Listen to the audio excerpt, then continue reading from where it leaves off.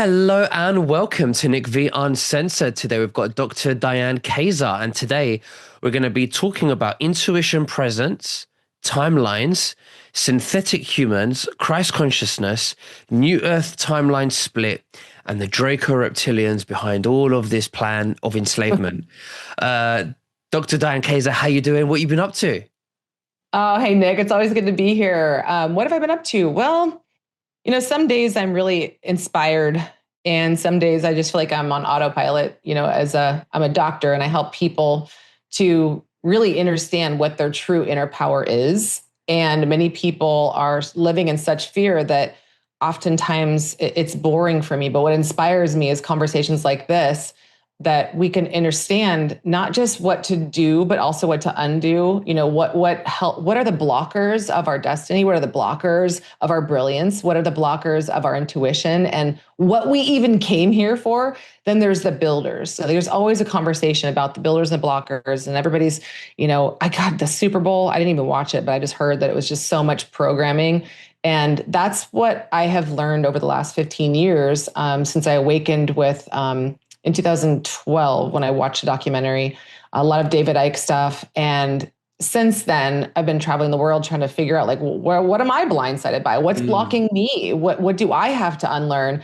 I think this conversation is the most important conversation that we can have outside of people who are getting so psyoped and blocked with the Epstein files.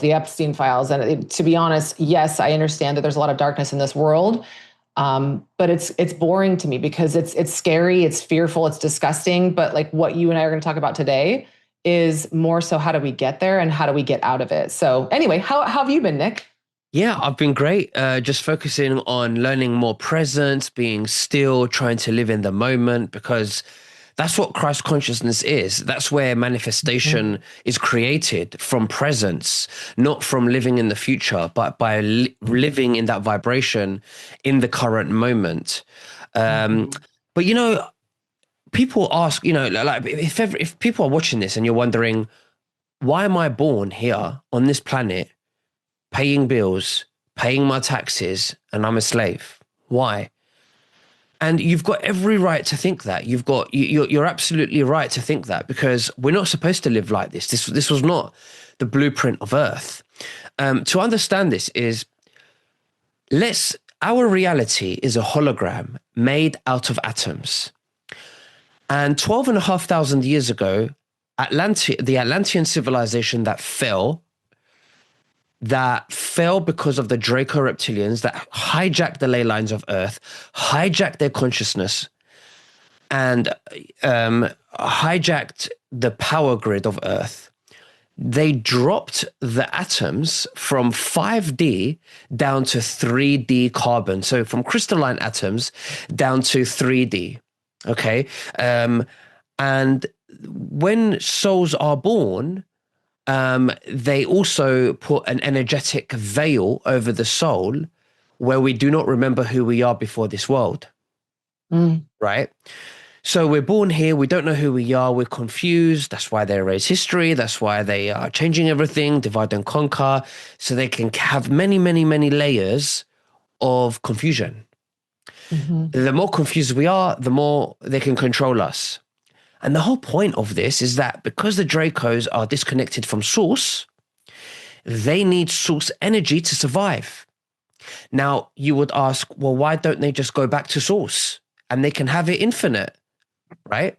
And the reason why is because in order to connect back with source, which they can if they want to, they have free will, is because they are so anchored in ego and in their identity that it will be an ego death for them. It's like a biggest fear for them because they are so anchored in their ego. So they need souls to capture them into this realm, into this 3D realm, and to enslave us so that we generate fear, we generate suffering, we're constantly stressed. And because we are souls, we generate a soul frequency that comes from our souls called Loosh harvest. Well, it's called Loosh energy. And they harvest this energy into their realm, and they feed off it like food, and they're able to survive.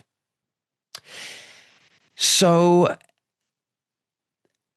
do you have any questions? I don't know. What do you want to Yeah. go? Well, I think I more so have an agreement with that. And then I have another question, which people who are actually looking into the Epstein, let's just say the PDF files, let's just say that, because I know that sometimes people can get censored for speaking the correct terms. You can't even actually use a VPN in that area, that island, which is very interesting. You type in EP you type in EP and then it just kicks you off the VPN because there's only one place that exists that is that island anyway. So people who are wondering if it's real or if it's not, or if it's a psyop. Well, I think that what you see when you look at people who have truly researched, mind control, and what Nick is talking about. I mean, first of all, it's in the movie The Matrix. It's not a movie, it's predictive programming. That's first of all. Second of all, look at all of the programs that we have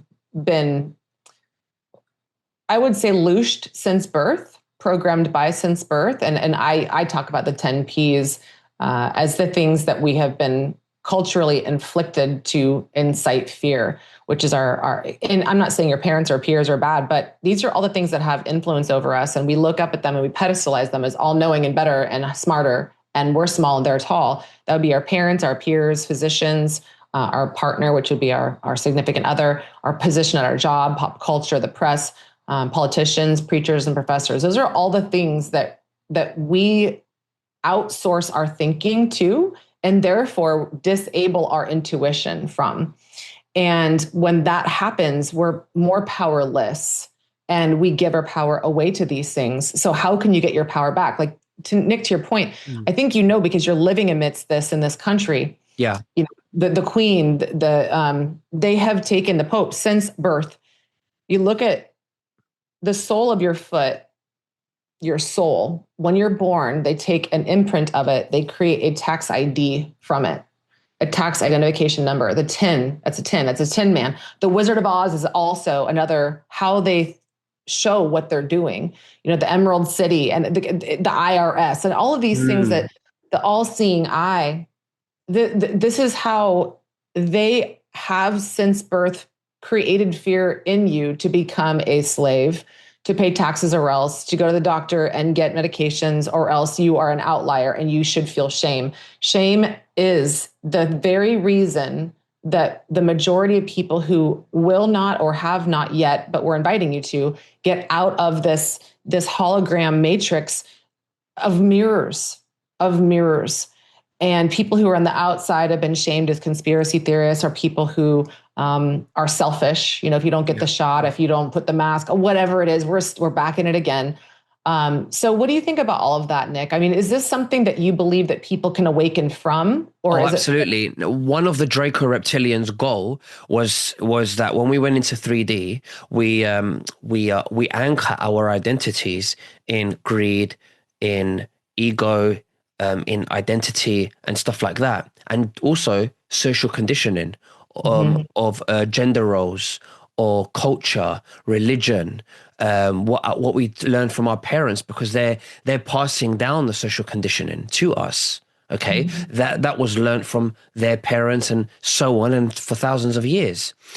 Now, when you think about it, is we are not the mind, we are not the body, we are not the thoughts. We are the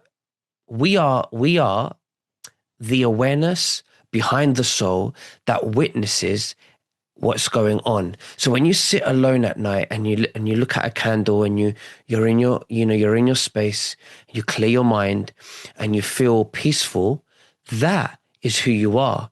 And when you tune into that and you listen to that, that is where all the answers come from. How does it, your body is a truth detector, your nervous system, that peaceful feeling when you're present and you're here, you're now. Now, the thing is, people have forgotten that. They think that they are the thoughts. They think that they are the traumas. They think that they are the past experiences, the religion, the culture, the identity, their possessions, their materialistic possessions. But really, they've forgotten who they are. Now, all of those things that I've mentioned about who they think they are all belongs in the mind. but they are not the mind. So when you remove that and you focus on presence, stillness, and you ground yourself into your body and you feel that peace and you listen to that intuition and you feel, that's when you feel everything. And that is God. And that's what we are. We are entering a phase in time now, in this new earth, where we will be remembering who we are, and we are God in form, remembering itself, and that's what we are. Nick, okay, so you said a couple things earlier because you're speaking in such poetic language, and I agree that we are God in human form. And this is where I still see a lot of people who get on their moral Christian high horse or their moral whatever religion high horse. My God's better than your God. My God does it different than your God. And therefore that makes my God better than your God. And my belief system better than your belief system. And my values better than your values, right? So this is where we also have, further division. I like to look at some of the comments sometimes in some of these debates and see what people are saying, or even about what's been happening about the darkness in our world and, oh, God will take care of it, or Jesus is coming. What do you think about that? There's a two-part to this. I want clarification what you said earlier about when we're born, there's something overlaid over us. I've never heard this before. I'd love to hear you elaborate on that. And what do you think about people who outsource their power that God's going to fix it, or even the president's going to fix it, or whatever? So the truth is that we are God in form. There is no savior, and there is no external authority. Hierarchy only exists in control systems. Mm-hmm. The Christ consciousness that Jesus people say is returning, Jesus is not returning. Christ consciousness is returning within us by remembering that we are God in form. Now, when you remove all separation, including the soul, there is only one awareness. There is only one being, and that is the I am presence. And that is all there is. So there is no you and me. There is no, the illusion that there is you and I. It's false. It's real, but it's an illusion. Because the awareness within me is the exact same awareness within you. Right now, God that is within me, the awareness within me, is experiencing one angle, which is the Nicholas angle. And right now, and also simultaneously, God is experiencing you from the Dr. Diane Kazer angle. But when separation collapses, everything, the one awareness, the one God, the one I am presence, the one being will have everything, all the data, everything collected in one, and it will remember. So I call it the illusion of separation. If it's separate, it doesn't exist. It's an illusion, because there is only one awareness, one being, one God. And if you want to take it one step further, I think we've been brainwashed with the fact that we should call it a God, because God is the object of worship and we are not slaves. So the idea of the label God is manipulating and distortion already. There is no God. There is no God in the way we have been taught. There is only awareness, infinite awareness, consciousness, the I am presence, love, truth. And what it does, it creates separation. The soul is a vehicle to experience duality so that it can remember itself. And it has many dreams, good and bad, but it's all an experience. Nothing is truly good and bad. It's all an experience to learn to remember itself that it is God. Okay, this is where I get juicy, because somebody, I'm going to play devil's, Please. God's advocate, whatever you want to call it. Devil's advocate. Yeah, because this is where people start to jump in.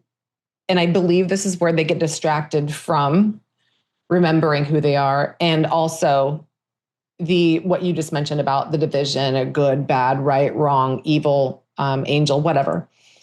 There's a conversation I just heard recently about what do you mean there's no bad? What we're seeing in these files of babies being used for loosh, And as you mentioned earlier, when children, and I think maybe I'm paraphrasing, but children, when they're put under a severe amount of stress, it creates this cortisol, adrenaline rhythm that becomes food for these beings. What are you saying, Nick? That that's not bad? Is that what you're saying? It's bad within the dream. It's bad within the illusion. But awareness and awareness is, or energy is never lost in the end. When separation collapses from the highest point of awareness, from the top, it's all an experience. But isn't that horrible? What about that child? It was an innocent child. It didn't deserve that. So no, don't we need some sort of a value structure like religion that determines good or bad? I mean, aren't we just lost without that, or governance? absolutely. So the souls, the individual souls that decide to do really bad things like that, what they're doing is that they're actually creating a worse realm for themselves. So karma is not punishment. Karma is a mirror reflected back to them. So when they do something bad like that, it comes back to them. They create hell for themselves. But what about the victims of that said awakening? You know, there's these children or people who've been beaten, or there was just something that happened on the East Coast in United States that was shot, and all these children and families. It's terrible. I believe that's bad. That. Yeah, I believe that's evil. That's terrible. It shouldn't happen. You know, it shouldn't happen at all. But when they exit the body, the soul returns back to source. It returns back to God or source or awareness, and it's never truly lost. But don't the people in various religions, I mean, there's a lot of religions or people, the programming or whatever, call it, that don't believe in reincarnation. And they believe that there's a heaven that person goes to who was the innocent, the victim. And then there's the person that did the shooting, that did the looting, the murdering, the torturing, that goes to hell. Is that a construct or is that a reality? I mean, there's certain religions that don't even believe this the way that you're speaking to, right? So how do we say that to them? How would you say that to them in the way that resonates? Well, it's a very good question. First of all, the idea that there's just heaven and hell is a trap. It's a control mechanism so that you believe in your religion and you have fear and you think this is the only life we have. And if we don't get it right, we go to heaven and we go to hell. This is a fear trap to keep you under control, under loosh. So you're constantly emitting loosh energy under the fear of this belief. Those people that do bad means they haven't awakened. So when they die, they will get trapped in the false light system when they die. So when you die, there's a false light in 4 density that the Dracos have created, which they appear to souls who have not awakened as guides, as angels. They show them their lives and they say, you have to go back and you have to fix these mistakes. You have to live this life again. But this is the false trap because they are manipulated in being recycled back into reincarnation on this planet to keep generating loosh for them. But the person that goes to heaven, I quote, what heaven is really, it's freedom. It's your vibration has awakened. It bypasses the false light because it cannot be manipulated. So you bypass, and now you can decide if you want to reincarnate in a completely different realm. You choose completely from freedom what kind of life you want, which kind of life you want to experience, or you can go back to source, awareness. So you have complete freedom. But those who do not wake up, somebody that does killing and stuff like that, obviously operates from a low frequency. They haven't woken up. To awaken is to realize that you are God in form, that you have connected internally in peace within you, to remember that what you are. And if you're killing and you're stealing and you're doing things like this, that is the repercussions. Those are the consequences you'll be facing. You'll be reincarnated back into this life, and you'll be used for loosh harvesting for as long as you decide to stay asleep. So really doing bad things, this is hell. This is where we are right now. This is hell. And most souls who are dormant right here, who are good people, but they are dormant, they have been trapped here since the fall of Atlantis for 12,500 years. No, go ahead, finish that. And right now, the Christ consciousness is awakening within us, and because of that, atoms around us are responding to our consciousness. They are shifting to our behavior and our consciousness, and they are slowly moving from 3D to 5D. And this is rendering a new reality for us. And this is why we're experiencing the collapse. The matrix is now rewriting itself. That makes sense to us, to the human mind, that the Epsteinness is coming out, the banks are going under, people are getting arrested, people don't trust the media, big pharma's going down, new alternatives, health alternatives are, surfacing. This is the matrix writing the story, which is the atoms re-rendering itself, because we are slowly shifting into this new earth, and it's slowly collapsing. And that's Christ consciousness returning. I agree. And I have some additions to that. And I also want to speak to what you're referring to here, because I feel like, how does anybody know, that we in a previous life, air quotes, if you believe in that, or if you were programmed to believe out of that, I think it's very challenging to prove any of these things. And I keep leaning in to what more do I not know that I can learn from? What is my belief system? What is your belief system? Your belief system is shaped by the values that you were programmed to think that were good or bad or right and wrong or evil, whatever. And so I think all of this, and people can only continue this conversation or lasted so far. Congratulations for those who are still here. Because this is a very challenging, confronting, triggering conversation for most people. But we need to have these conversations, because if we're going to awaken individually and collectively, we need to be having them. What is right or wrong? What is right? What is good or evil? All of it, right? How do any of us know that our soul was not one that murdered another soul in a previous life, that we awakened from, to even exist in this realm? I mean, how do any of us know that, Nick?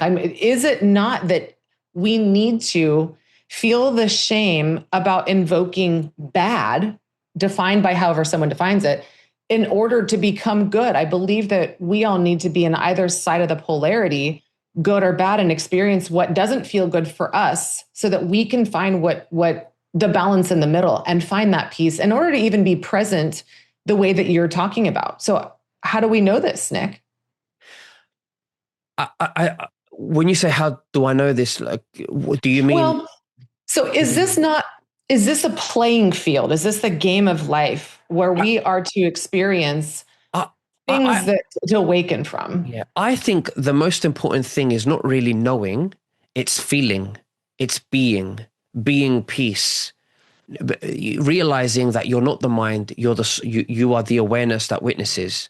And the awareness that witnesses, which just is, and it's just being, doesn't need to fix, doesn't need to chase, it doesn't need anything, because it just is.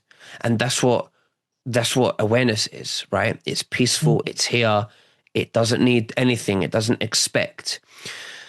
And when you anchor into that, that's when that is what opens, that's awakening. You don't need, and awakening doesn't require suffering or shame. We shouldn't feel shameful for something we did bad. We should recognize it and repent and say, we're not going to repeat that, because I'm evolving and I'm integrating, and do it with truth and love, but without shame and without fear, because shame and fear pulls you back into a low frequency. So this Roman Catholic ideology that we should feel shame and guilt, and it's not, this is low frequency stuff. We should acknowledge and be aware and witness, and what the bad things that we did, but with truth, power, love, integration so that we can evolve and be Mm. peaceful. And don't look at what you did before. Look at what you're going to do now, and who and the person you're going to become now. That's what matters, not the energy you operated from before, because you are no longer that energy, but what energy are you choosing to operate from now? Because now you're Mm. tuning into the God frequency, and that's what matters really. And Yes. it doesn't require suffering. You know what? This is where I've actually admittedly, I don't understand this concept, because I believe that the only way that humans can find the other polarity of life, because we live in the gray, in between the gray area of black and white and the two polarities, the North and the South Pole, which we don't even know if that exists, but that's an interesting conversation of what's past, Antarctica, which apparently is where the eclipse is over today. But this is what I would like to add to that, because I somewhat disagree with you. And I've disagreed when I went and saw the Dalai Lama speak in India, and I stayed in Dharamshala. And I've heard that people who are on the PDF files, that talk about these things, that there should be no suffering. However, I believe that suffering is a way for us to wake up from the delusion that we should feel shame about anything. And this is where I've worked as a holistic health coach, working in the shadows. I think what you're referring to, Nick, maybe this is where we agree, but maybe this is where we disagree. Maybe we can find somewhere in the middle, that especially Catholics have been programmed. And this is where I actually came out of the shadows of my father that was raised in the Catholic Church, and then learned to become a rebel from it. And I believe that this is where some who are operating in this shame, fear, guilt, anger can move through that and awaken from the ashes after we've burned this construct down. Because I think that this is what I believe in the realms of Freud and looking at everything within these constructs of good, bad, right, wrong, evil, anger, what all of it.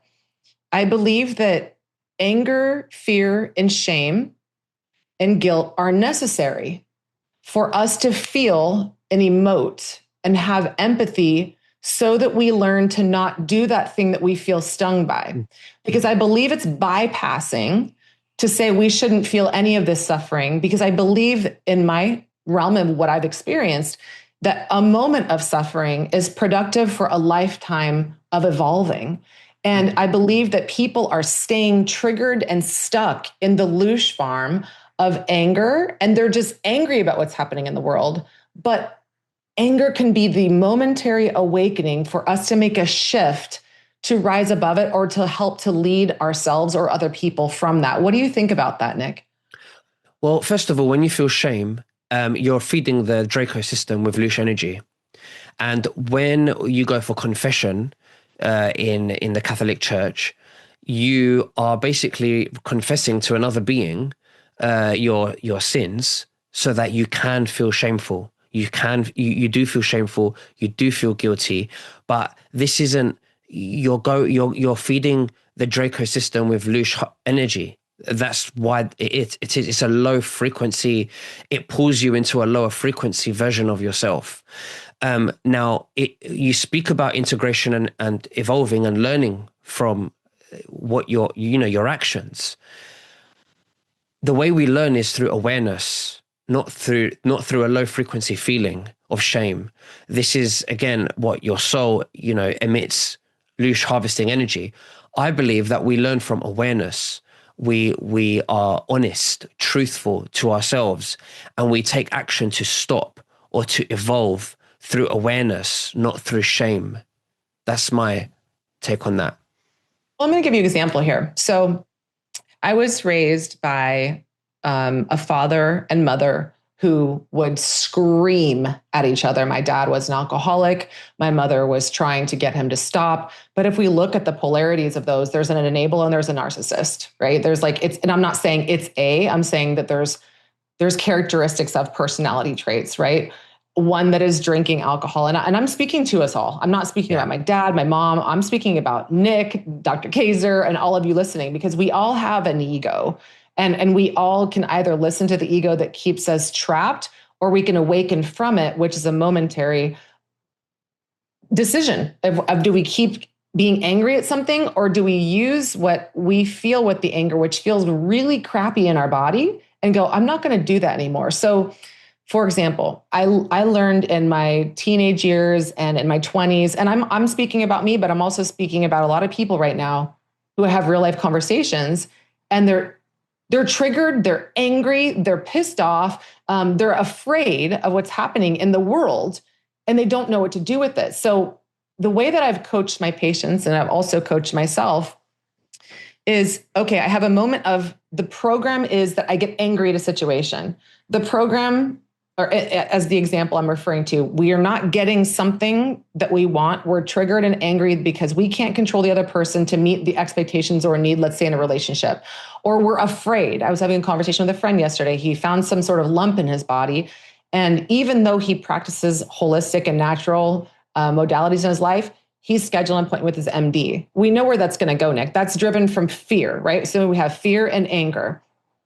If those people keep allowing themselves to be led by these frequencies, they stay stuck in them. But when there's an awareness, to your point, that, okay, angry does this in my body, it actually creates chronic disease. And angry also, if we just keep repeating the complaining, but not be part of the solution, first within ourselves and find the Christ conscious, angry can actually take a path to lead us to an awakening, where I go, that didn't feel very good to be angry at that person. I'm pushing people away. Now we're having disagreements. There's no compromise. There's nobody in the middle. There's no awareness, because I just get to be angry and the ego gets fed and the loose frequencies externally get fed. So what do you think about that as like a momentary awakening? Okay, so it's fine. So when we feel passionate from the soul about something that we want to, that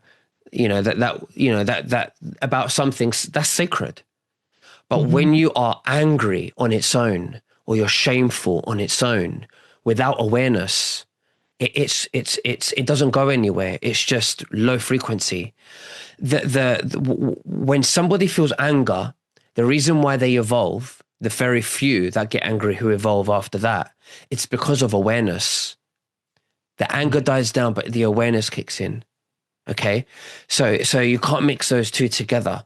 But we can have the awareness without the anger. We don't need. We're with the awareness. Okay, the awareness that witnesses. So when you get angry, before you entertain the anger of the feeling of anger arising within you, you witness the anger arising, and you say, I feel this anger arising within me. I can see it. I know what the mind is trying to do, but I'm not going to react. I'm going to feel it through me in peace. But I'm now responding with awareness. How, and you anchor yourself in awareness and truth, and you don't suppress your anger, but you feel it within you fully, without responding to it, without reacting to it. Yeah, Nick. Yeah, that's so key. And I think that I remember when I first heard conversations like this, when I first started my journey of, why am I the way that I am? Because I used to drink until I blacked out. I wanted to numb myself from the world because it was too painful for me to stand out.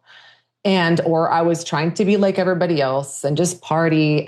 But there's a study on this, and I was going to refer to it, that NASA did a study and followed children from the age of 5 until they were 25.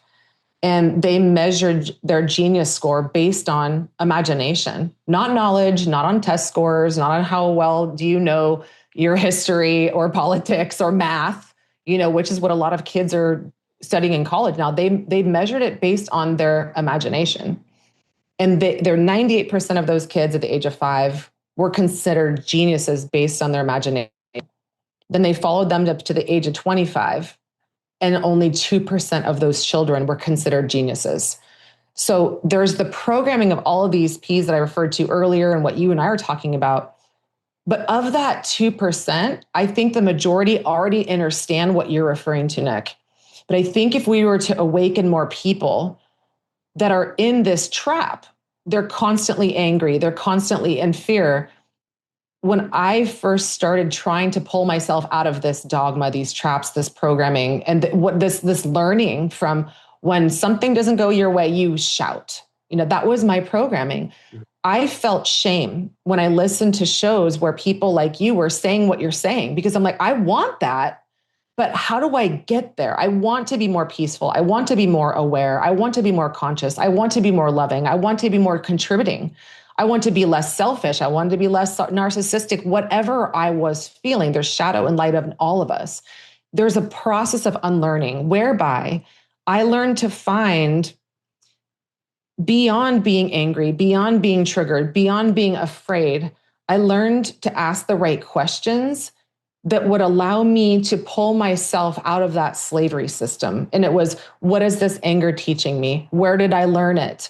What part of my ego gets really excited and feeds off of this anger? Why do I still do this such that I feel this ego aspect of me feels like it belongs to the family from which I came, whereby I learned to be committed to, and I actually had to live in that environment to operate in it, to belong. Yeah. As kids, we become what our environment is. So once they started asking these questions and having the awareness of, there is a part of me that still it derives power from this. It feels like it belongs. It gets its needs met. People who are afraid, oh gosh, I feel like I might have cancer, or I have cancer, or I have sickness.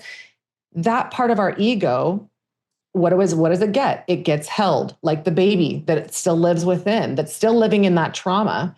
And then the other side that's triggered, it gets to be right. It gets other people on their side in these conversations that are happening on social media. So I believe the awareness of what you're referring to, why do I get angry? Why do I get triggered? Why am I living in fear? What part of me gets served that way? And where did I learn it? I feel like there's a bridge between what you and I are saying, that we need to feel these things temporarily to get out of our own prison. Okay, yeah. So when you anchor yourself in presence, and you ground yourself, your awareness. So you lie down, and you move all your awareness into your body, and you feel your legs, you feel your breathing without controlling. You feel everything. You feel the anxiety. You feel all the pain of whatever you're going through. But you just sit with it. You just sit with the pain. But you clear your mind completely. When you are in this state of being, you are peaceful. Okay, you are here. You are now. You're not living in the past. You're not living in the future. So when you anchor yourself in the now, this exercise, even if you're doing it for 2 minutes, if you can be present 2 minutes a night, the byproduct of this exercise dissolves your ego. It dissolves your traumas. It dissolves everything, because you are anchoring into your peace, into your awareness, and you're remembering that you are that awareness that witnesses. So when you get used to witnessing the anger instead of reacting to it, because you're not the anger, you're not even the ego. But if we can be the mirror and just witness it and say, look, I am not the ego, but I can see it. The mind is playing tricks on me again, but it's not who I am. I am the person. I am the awareness that witnesses. When you start operating like that, over time, the ego doesn't disappear. You just stop becoming the ego, and you don't react to it, and then it just falls away, But presence dissolves trauma. It dissolves past experiences and trauma and anger and things like that. Yeah, we're human beings. We still feel anger, but we witness it, and you stop reacting to it. And you realize, basically what's happening is, when we act from traumas and anger and emotions and all of these things, we're actually allowing the mind to operate on autopilot. So by anchoring yourself in presence, the soul is now becoming the driver in the mind. This is where I'm going to keep pushing back on what you're saying. Go on. We could have this, because I believe now we are in a debate. Because here's what I'd say. I'm not making Nick wrong. I'm not making me right now. I think Nick, I think these are the conversations that more people need to have. What I'm going to say about Nick is that this worked for him. And maybe one day it will work for you. But this is what I'll say, Nick. I used to listen to people like you. And my first documentary I ever watched was What the Bleep Do We Know? And I was 25 years old. And it opened my mind to the concepts of what are the constructs of our mind, physics, metaphysics, and this other realm that I was a financial planner at the time. I played professional soccer. I got straight A's. I was the poster child of getting the gold stars because that was my programming, is to keep performing to get kudos so that my ego got to feel like it mattered. And eventually I'm 47 now thinking, God, I'm really tired of performing. I would just like to be where Nick is and talk about that. When I used to, and I've been doing yoga since I was 20. I was a yoga teacher, a personal trainer, holistic health coach, exploring these shadows. I've done lots of different things to get to where I am. But what I learned in the process is that if you take somebody who is so triggered still, Nick, they're triggered, they don't understand their traumas, they don't understand why they're reacting to the outside world. You lay them down for 2 minutes and they're going to want to kill somebody or themselves, or I reframe it as parts of themselves, because there's so much programming in their mind and so much trauma and so many broken belief systems that are making them sick. I believe that chronic disease is at least 50% our belief system.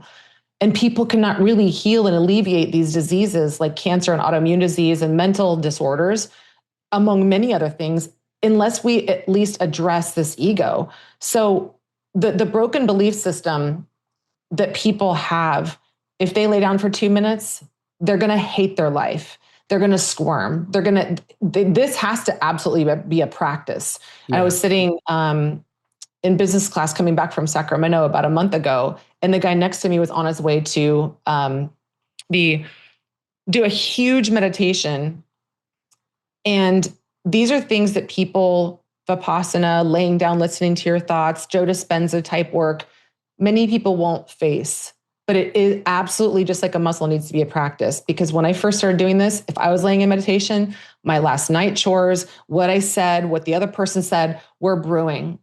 But until people start asking questions, and this is like an exercise that I call inner size, that asking the question, this is like Byron Katie Lake work. This is what finally freed me when I was able to lay down and find peace without being so distracted and angry at things or afraid of things.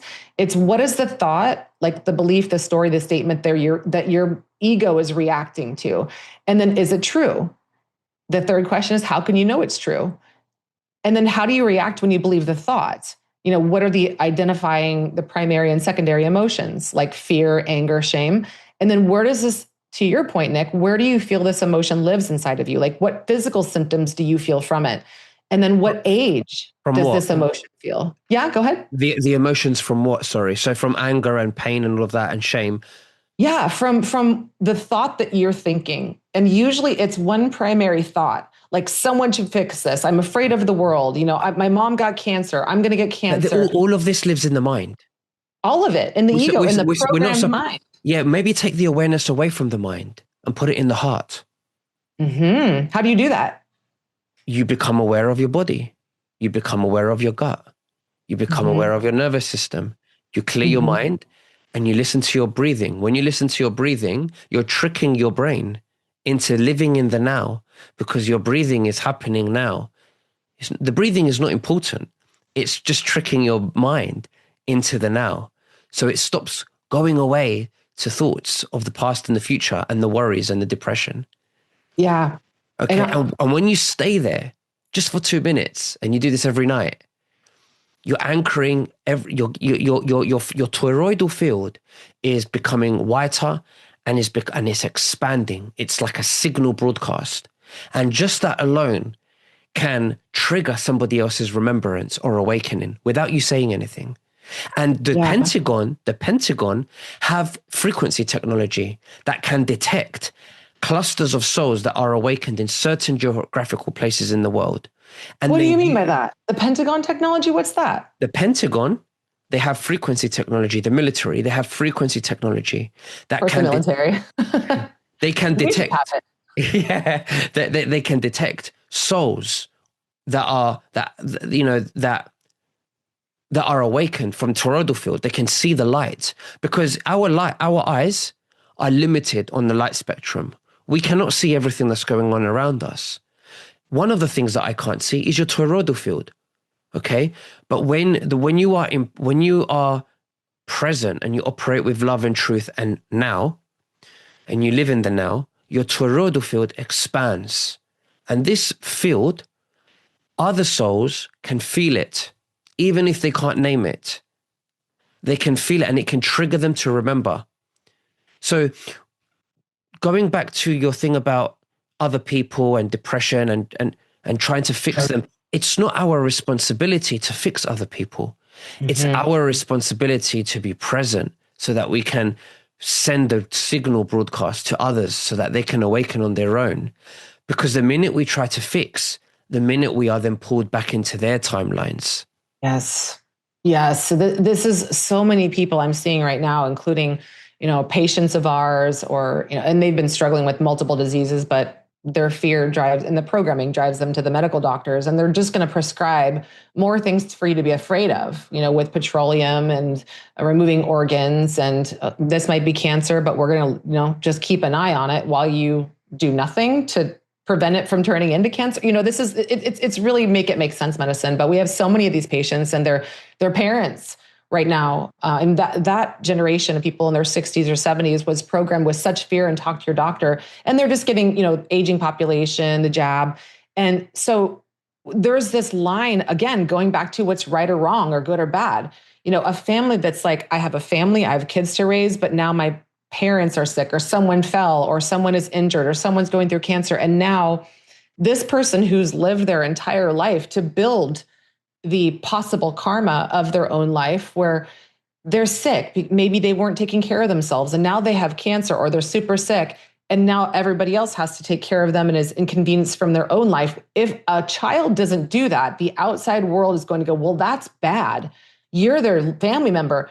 You owe them the responsibility of looking after them. But maybe that parent was really mean or extremely abusive emotionally to that child. But now that child has to step in. You see our programming there, right? So now we're at this timeline shift where a person might experience shame because their parent is sick, but they don't even like their parent. Maybe they love their parent, but maybe that parent was so mean to them that they have to face the trauma that they maybe haven't processed from when they were a child and were emotionally abused or dismissed or gaslighted by that parent. So here we are, Nick. What is a person to do? This is very controversial, what I'm going to say, but if it takes away your peace, I think your number one responsibility as awareness, as a soul, is to protect your peace.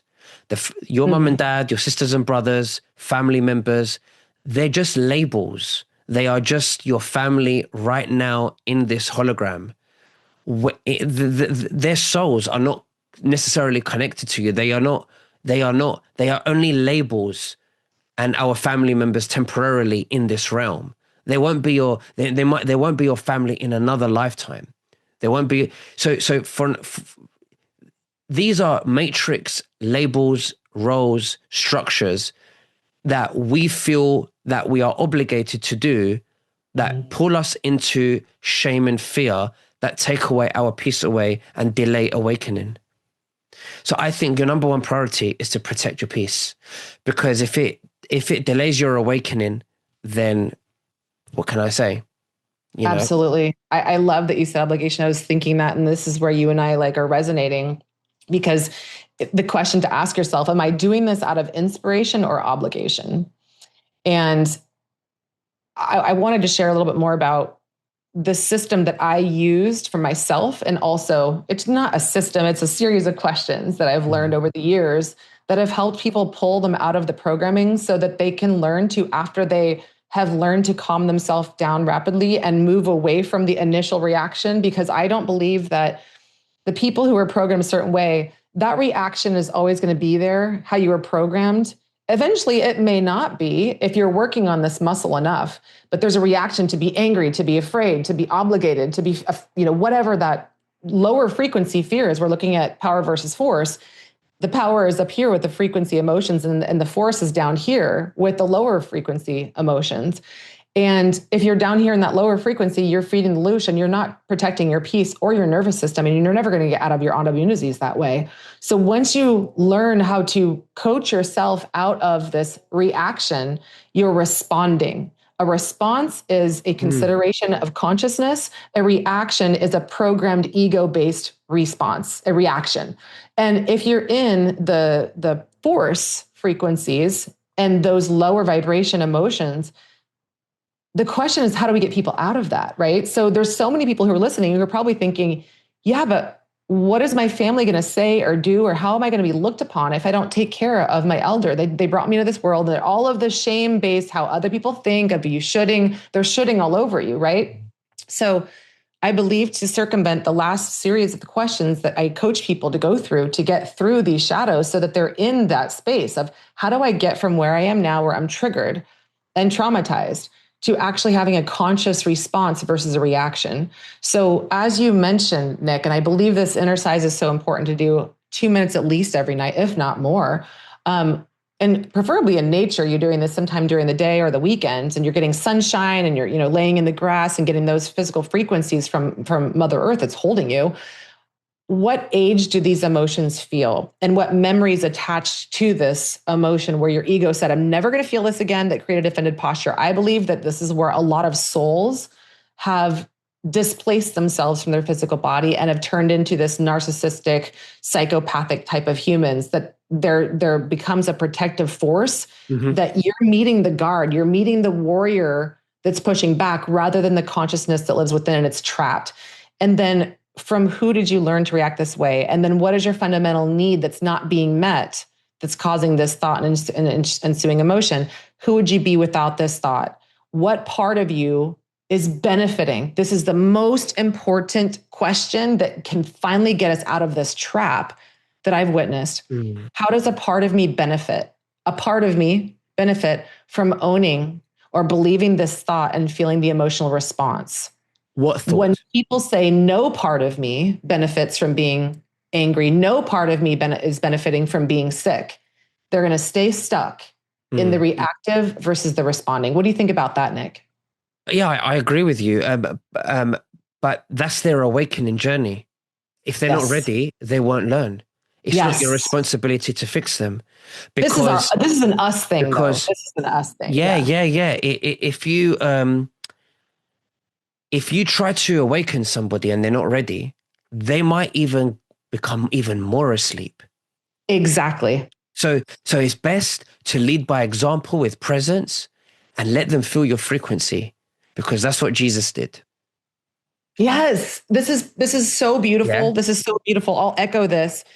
When I was out of fear, when I first learned about health in 2000, when I was in college, I wrote my thesis on peptides when I was 20 years old, and then just became a bodybuilder. And I was shaming the shit out of my parents for not eating healthy because of what I learned. What did they do? They pushed away from me. They thought I was crazy. Then I started talking about the lines in the sky. They told me, you need to calm down. So they actually became defiant from me trying to chase and seek their compliance to my value system that I was not raised in, because I felt like a victim of my parents for not being raised in a healthy lifestyle once I started learning about toxicity and food. And how could you have guys given me a medication rather than giving me these holistic things? And I was a victim for a while. I didn't talk to my parents or my mom for a couple of years, but that was a part of my own awakening journey, to look back and go, okay, that was a necessary part of me swinging on two sides of the pendulum to find my place in the middle. Then when my dad got sick last year and nearly died, when I stepped in and I said, I'm not your daughter anymore, I'm your doctor. Your body is clotting. You are a ticking time bomb, and you could die very soon if you don't listen to what I have to say and come down and talk to my team of doctors to find out what's wrong. 2 weeks later, Nick, he was in the hospital having 3 heart stents put in. Had it not been from the shifts that I made over the last 10 years with what we're talking about today, to give my dad the respect and sovereignty to make his own decisions that maybe would kill him, that would maybe make him sicker. We all watched that during COVID. People made their own conscious decisions that were based on their best level of thinking, that were correlate to their belief system. We awaken from the consequences of the choices that we make that either bring us pain or suffering. And then we wake up from it and we can live in this paradigm. But if I didn't slow down on trying to seek and chase and expect that my parents would change their mind based on my new learnings, they wouldn't have respected me when I said, come to my team of doctors, listen to what I have to say. They might have pushed back, and my dad might not be here today. Yeah. Yeah. So some people, sovereignty.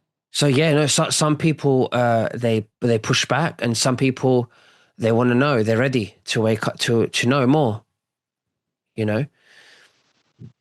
How does this all circle back to timelines? Are we splitting right now? Is that I what's think, happening? well, right now, a lot of people are questioning their reality. They're questioning the media, the Epstein files, COVID, everything. And because they're awakening and their consciousness is rising, atoms are also responding to that consciousness. And the atoms are re-rendering a new Earth timeline. And it's evolving into a crystalline atomic structure. However, there are a bunch of people that are deciding to go naturally the other way. They're anchoring more in ego. They're anchoring more in fear. And this is there's a consciousness. There's a split in consciousness. Okay, and the Earth we will fade away from them. There's a split happening where people are moving far away. People are dying. People are just losing contact with us because our frequency bandwidths are not syncing with them, and the matrix is playing out the story that they just moved away, or they died, or they became ill, or something like that. And that's with the split happening, and it's a literal split, but it's we won't be able to perceive them anymore after a while, after 5, 6 years, 7 years, and it's a split. You won't even be able to find them, but we will remember, because our consciousness will rise, and we will understand what's happened. But we are entering a new threshold of awareness in this time of humanity. On the day of the fire horse and an eclipse, this conversation, I think we need to have part 2 in 2000. Yeah. Because this is the heart of it all. Whatever in our reality, if there's a split, whatever we are thinking, believing, manifesting from within becomes an individual and collective projection of what is happening out there. So once COVID hit, I was like, it's almost like we're experiencing some just like gigantic ayahuasca ceremony collectively, and the purge begins now, where the constructs are falling, the cabal is crumbling. But yet, are you working to tape the parts that are falling to the ground and keep it held up? Are you awakening or are you sleeping? What is your timeline? And it's kind of like when you said we're not synced up anymore, it's kind of like a Bluetooth and your iPhone. If the frequency cannot be found, let's say your iPhone is older and the apps are older and the new Bluetooth can't sync to it, I believe that is exactly what happens. We're the metaphor for that technology. They fall out of our reality. And it's not like you've lost a person, you've outgrown the person. Your frequencies don't match, and it's okay. Mm-hmm. We look at death like it's this god-awful thing. They shouldn't have died so soon, or we lost them too early. And then that person stays in this state of stuck and lost and victimhood for the rest of their life. Perhaps that soul has moved on to another reality, and they chose that. And they incarnated here before they even got here.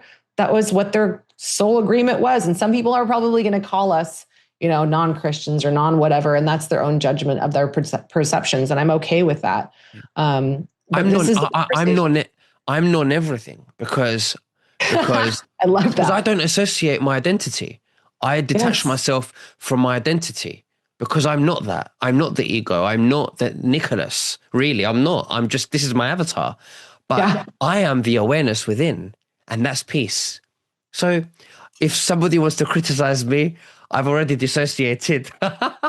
myself from my, it doesn't bother me that much, Same, Nick. And I think that that's the biggest takeaway for all of you here is that, we're not here to save you. And the things outside that you think and you've been programmed to believe are not here to save you. You are to awaken, and that's it. And the biggest aspect of, I think, awakening is losing the sense of fear that you will be judged for having a belief system that is outside of what you've been programmed to think that is morally higher than others. Nick and I have a platform, we're podcast producers, and we're out there. And I think another exercise is the exercise of detaching from other people's judgment or other people's perceptions, OPP. And it's okay. And that's actually true freedom. If Nick and I want to say, hey, you can have your own thought about me, your judgment about me, but that's your business. And I am not attached to how you feel about me because I don't govern my value based on how other people perceive me. I govern my value based on how I see me, and the parts of me are either synchronized and harmonized, or they're attached to outside influences. Nick, what would you say about that? You've grown from that too. I know we're rounding out about this episode, and we can to be continued, but yeah. what do you say to people out there about that so that they can awaken without fear of judgment? I just think love without attachment, love with detachment, because we don't want to attach to things, because we are sovereign, we are free, but we can love with awareness, truth, I think, the more peace you find within, you don't judge. We judge from awareness, not from ego, because judgment is good, because you need discernment. Yeah, you need to discern from awareness, not from I'm better than you, and that's okay. But yeah, I just I don't even think about it. I just whatever. I just am, Yeah, it becomes like a reflex. It becomes like it's kind of like walking eventually. When you do it enough, it becomes just your second nature, and you do it without thinking. But this working with your ego to make it your friend rather than their programming is definitely an exercise. And so the last thing I'll say is that once you can find the benefit in the things that you previously perceived as you being a victim of or being the perpetrator of, that's when you can find your peace within, because you've made resolve in it and you've found the light side of the things that you once felt that you were wronged about or for or because of. So once you can find the light side of, hey, what is good about? What can you find the good about being sick? Nothing. It's horrible. What can you find the good of being cheated on? Nothing. It's horrible. If you can't find the freedom beyond that and how you, in some respect, co-created it with that person, you're stuck in a trap, and you're going to be the louche for those out there that 12,000 years ago created this for. I mean, we can only look at others that do those things, horrible things, and we can forgive them so that we can detach ourselves from them so that we are free, and love them knowing that they are also an expression of God who are on their own journey of awakening. Maybe not now, not yet, but they will eventually. And and that's the way I see it. Yeah. But I see it differently. You want to hear my version of that? Yeah. I believe that saying that I forgive you is a moral high ground of elitism, because it's saying you wronged me and I'm a victim of your wrongdoing. I believe that the word acceptance, because words matter, we're all under a spell if we're spelling things a certain way versus looking at it another way. I've learned to say, I accept that. I don't even say I forgive you anymore, because that is another, I believe, Catholic, Christian, religious, I'm better, you're worse, higher, lower, left or right. I say I accept that that's a choice that you made. And I also accept that in some capacity, I've contributed to that. Acceptance is keeping everything in the same playing field. You're not higher, lower, better, worse. Yeah. It's just, I accept that happened. Forgiveness, I believe, needs a revision of how we look at it, a reframing. I see what you mean. But by definition, The way you defined it in your own way is the same thing, because the principle is the same. Yes. By cutting those energetic cords and just letting them, that you don't hold any, grudges against them, and by Hmm. you free yourself. I mean, and you're not holding on this energy, you're releasing it, and you're not doing it because you're not doing it because they deserve it. You're doing it because you're freeing yourself. That's how you think, Nick, and it's a very beautiful way of thinking of it. But most people are still operating from the ego, and they get a sense of power for being wronged. So once you are, so I'm putting it in a frame of where most people are, and where Nick is he's embodying this stuff. I can feel that, but it takes a lot of this work to get to where Nick is. And he's a really great example. And I'm not putting him in a pedestal. It's just a timeline. He's been practicing this. It's like somebody who has a bigger bicep than somebody who doesn't get off the couch and is taking Ozempic to lose weight, right? It is looking at it like, not like, sure, I forgive you, but most people still hold that, and they carry the grudges because they want to be higher and in power and in control. They use that for that. However, once you get to this middle space and have been working through this egotistical muscle of programming for enough time, you could look at it and go, I accept that. And it's really, and it's an energy. It's not about the words. It's about the energy that's behind them and the frequency that emits from them. Yeah, yeah. I had some bad issues like with my parents when I was young, and they later on in life, they apologized for certain things. And I said, no need to apologize. It's okay. Like, I wouldn't be the person I am today if you didn't put me through it, because really, although it wasn't nice, whatever happened, I don't think I would have turned out to be the person I am today. So everything, I try and look at the positive, and I think something good came out of it. Yes. It's just a story. Yes. It's a story. Yes. We learn from it. It's an experience. We gain wisdom, good or bad. We gain wisdom, and detachment keeps us free. And that's the way I see it, really. I do too. There's some things that we might disagree on the way that people get to where they go, because I've worked with people for so long on these things, people who are suicidal, people who are extreme level of autoimmune disease, people who have seen horrific things, people who are MK Ultra'd. And I won't even tell the stories of some of these air quotes victims that I'm referring to, but I help them find the light side and the meaning beyond what they experienced. And now they are doing incredible work in the world. But had it not been for them seeing beyond, like what Nick mentioned, were those things fun to go through? No way. But it's always your choice, and it's always your personal sovereignty that you've been given this vessel by God to experience God, and for God to experience you through you. What will you do beyond it? Will you still stay a victim of something to feed the ego control and power? Or will you rise above it, like Nick just said? And hey, no need to apologize. I've learned from it and I've grown from it. But initially, your ego will not let you say that. Your ego is going to say, yeah, screw you, Nick and Diane. That's way easier said than done for you two. Yeah. But they're on their own journey. They're eventually one day going to feel, I'm not the ego. All this time I was operating from the ego. I'm not even the ego. Exactly. It's true. Like, it's just a realization, really, that you're not the ego. Yes.